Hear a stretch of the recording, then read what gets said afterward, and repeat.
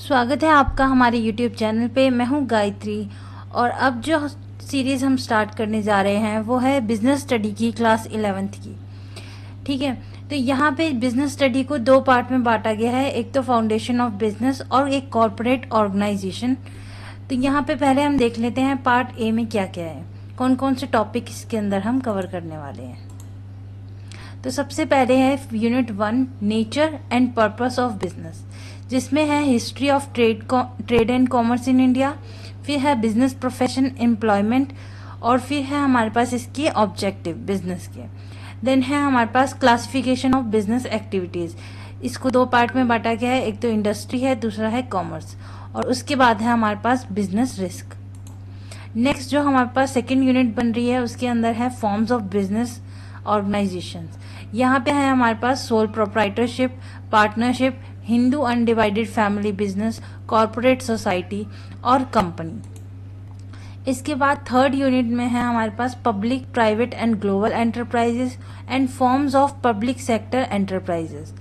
Next unit है हमारे पास business services.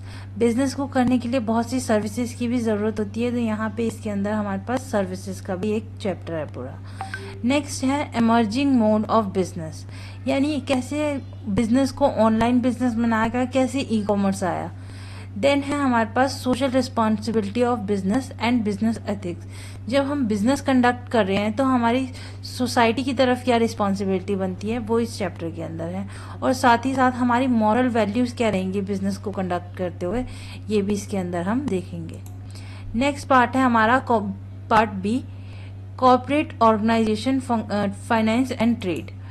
सबसे पहले है इसमें unit 7 source of business finance, sources of finance. तो यहाँ पे सोर्सेज किस तरीके से हैं, इक्विटी शेयर्स किस तरीके से लाए जाते हैं, किससे डेब्ट फाइनेंसिंग की जाती है और अदर फाइनेंशियल इंस्ट्रूमेंट। फिर है हमारे पास unit 8 small business and entrepreneurship development. तो यहाँ पे स्मॉल बिजनेस का क्या रोल है, किस तरीके से वो इकोनॉमिक डेवलपमेंट में हेल्प करता है, यहाँ पे ये देखेंगे हम। नेक्स्ट है हमारे पास इंटरनल ट्रेड, जो कि है wholesale and retail trade. Wholesale में हम बल्क में सामान बेचते खरीदते हैं और रिटेल में क्या होता है, सिंगल कमोडिटी जाती है। देन है हमारे पास इंटरनेशनल ट्रेड। इंटरनेशनल ट्रेड में एक्सपोर्ट और इंपोर्ट प्रोसीजर बताया गया है। तो ये सारा सिलेबस हम एक एक करके कवर करेंगे।